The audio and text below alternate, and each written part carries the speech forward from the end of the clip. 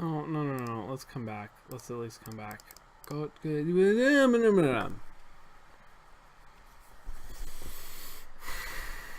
Hi, everyone. Um, like I said, this will be brief, and I don't know that there's a lot to talk about at this point. I think there will be more as we go through the game, which is exciting. A lot of the time, I feel like we play games where there's stuff for us to talk about early on as new concepts and mechanics and systems are introduced, and that it peters out a little bit as the game goes on. But I feel like there will be some freshness to this, at least for a little while, at least through a couple of cases, as we see how it plays with this sort of really interesting overarching concept of lack of confirmation. It works really hard to make it feel like you are making important decisions, and you are making them without without scaffolding, without a harness, I guess, without a net, and that's really interesting.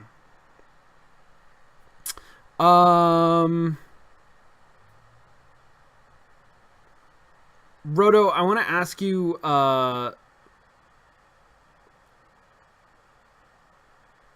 Oh gosh. Okay, so Roto asks, how about detective mechanics lifted from the Arkham games, or visual presentation lifted from Sherlock, uh, like zooming in on a person's person. Oh, okay, yeah, like the TV show. So the TV show, it's really what actually.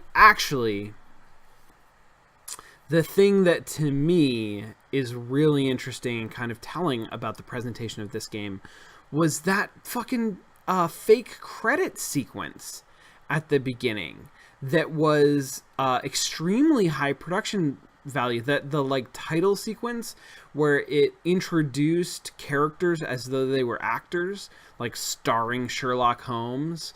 That is very conscious of the sort of modern the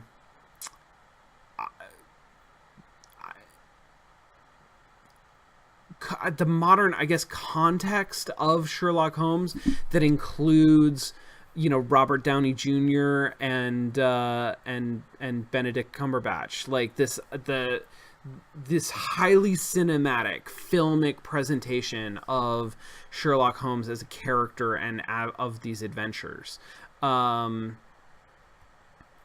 then that, I feel like, gets translated into this sort of weird roving camera that just like caresses people's bodies, that is absolutely reminiscent of both of those source materials, but also feels sort of different. It's interesting because I can see visually it is extremely reminiscent, but it actually feels quite different to me as a person that is controlling that track, who's actually moving that camera and trying to pick out interesting sort of details. Jesus.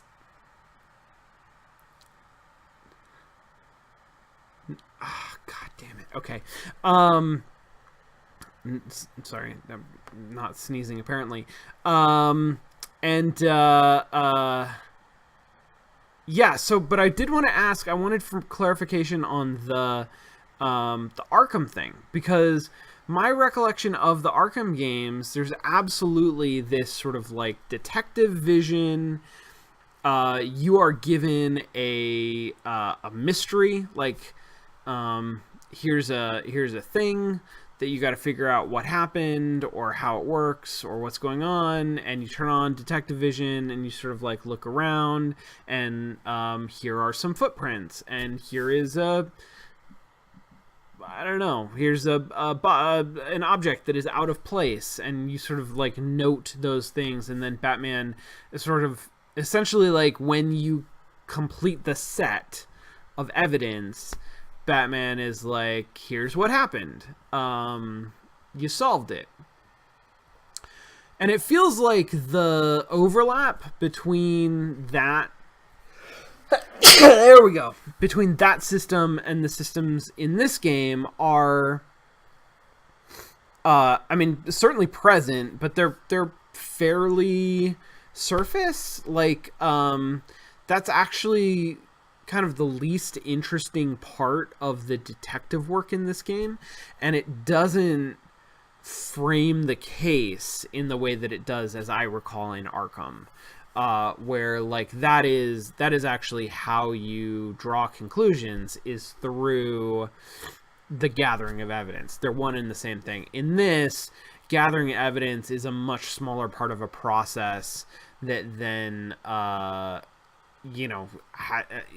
eventually leads to a sense of conclusion and that kind of thing. So curious if there was something else that you had in mind. Garrick Apex Predator says, asks if I would recommend this game to a younger audience based on what I've played so far. Mechanically, I think that it is well, it's interesting. Probably not. It depends on the audience, obviously. You know, there are a lot of younger kids who are precocious, who would be really into this kind of thing, and yeah, who would be really into this kind of thing. That's really what the marker is. I think that for if you're looking like really young, some of the themes are pretty graphic, like that dude's stabbed to a wall with a harpoon in a quite photorealistic rendering. I mean, not entirely, I guess, obviously, but in like a Hollywood fashion where it's not just like a clip where you see momentarily, it's a thing that you're actually investigating. That's a little grisly, and I think that the murders are likely to only get grislier from here. So that would be a concern that I would have. And then the other is the sort of like first order mechanics are pretty straightforward, and I think that kids would follow and be able to execute them. But there's definitely this sort of like second order mechanic of pulling together the evidence in their weird clue space and figuring out how to draw conclusions from it. My experience with this first case, which was definitely a tutorial case, and I expect things to explode a little bit open in the second case. We'll see what happens. But my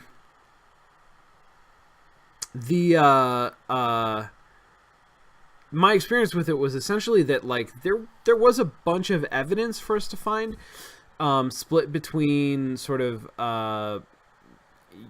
things that people would say in interrogation, things that we could find, and sort of evidence that we could reveal through action, through like the combination of things, or by doing a particular event, sort of a thing. And then the interesting part of the game, but all of that is pretty rote, like all of that is set.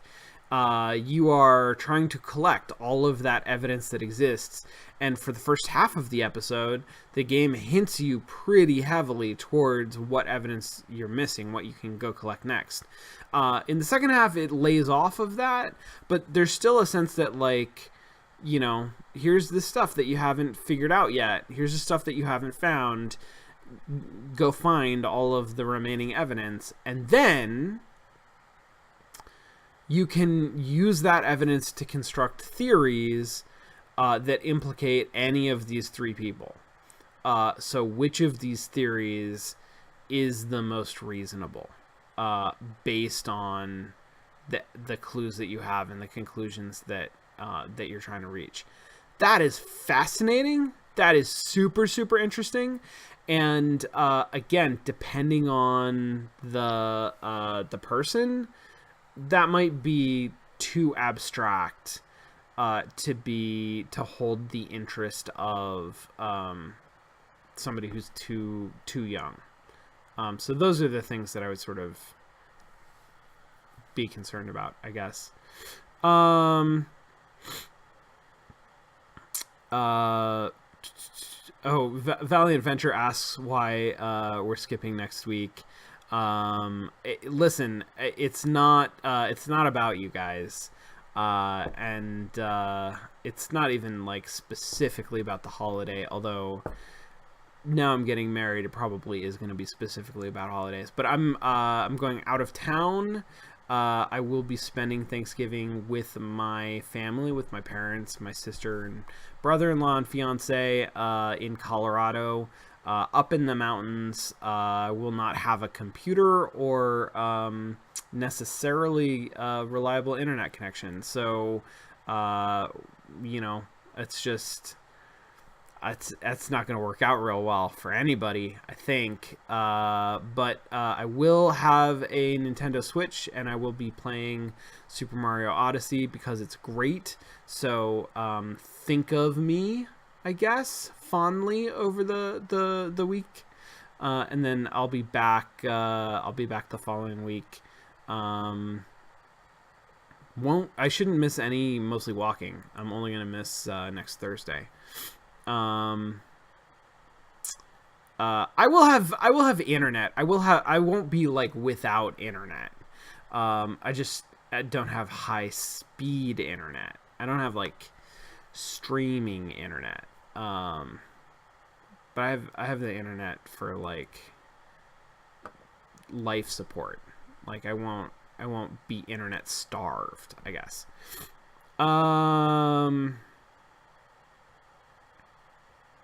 Okay, cool. Those are the questions that I see. Those were good questions. Those were very good questions.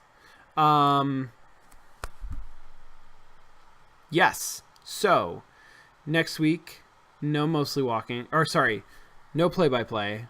I will be around on Monday, so I expect we will do Mostly Walking on Monday.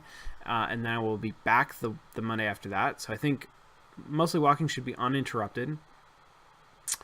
I do apologize again for missing so many of these play-by-plays recently.